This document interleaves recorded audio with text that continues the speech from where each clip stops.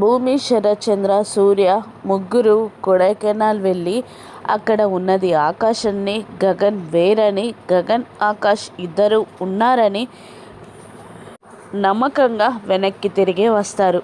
శరత్చంద్ర ఇంటికి వచ్చేసరికి సూర్య మళ్ళీ ఇలా అంటూ ఉంటాడు, మనం ఇప్పుడు ఆ గగన్ ఇంటికి కూడా వెళ్ళి అక్కడ వాడు ఉంటే ఇక వాళ్ళిద్దరూ వేరని మన డౌట్కి క్లారిఫై చేసుకుంటే మంచిదేమో అని సూర్య అంటూ ఉండగా భూమి విసుక్కుంటూ హాల్ వైపు చూడగా అక్కడ సోఫాలో కాలు మీద కాలు వేసుకుని దర్జాగా ఊగుతున్న గగన్ కనిపిస్తాడు. అవసరం లేదు, ఒక్కసారి అటువైపు చూడండి అని భూమి అనగానే శరత్చంద్ర అటువైపు చూడగా అక్కడ గగన్ ఉంటాడు. అది చూసి కోపంతో ఊగిపోతూ వెళ్ళి గగన్ కాలర్ పట్టుకొని పైకి లేపి, నీకెంత ధైర్యం రా నా ఇంట్లో అడుగు పెట్టడానికి, నా ఇంటికి రావద్దని నీకెన్నిసార్లు చెప్పాను అని కోపంగా అరుస్తూ ఉంటాడు శరత్చంద్ర.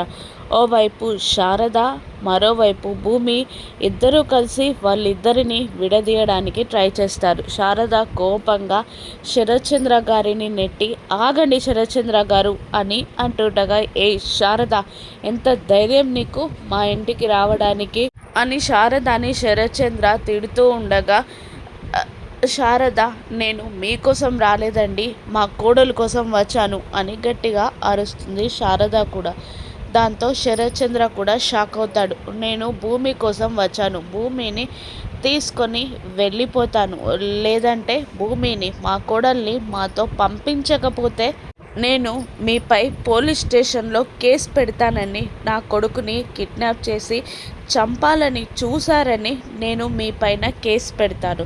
నేను ఒక్కసారి కేసు పెడితే మీరు జీవితాంతం ఆ కేసులో చిక్కుకుంటారు, ఇక మీ ఇష్టం అని అంటూ ఉండగా శరత్చంద్ర, అపూర్వ ఆలోచిస్తూ ఉంటారు. భూమిని పంపించడానికి ఒప్పుకుంటారా, భూమి వెళ్తుందా? రాను ఎపిసోడ్స్లో చూద్దాం. Thank you for watching.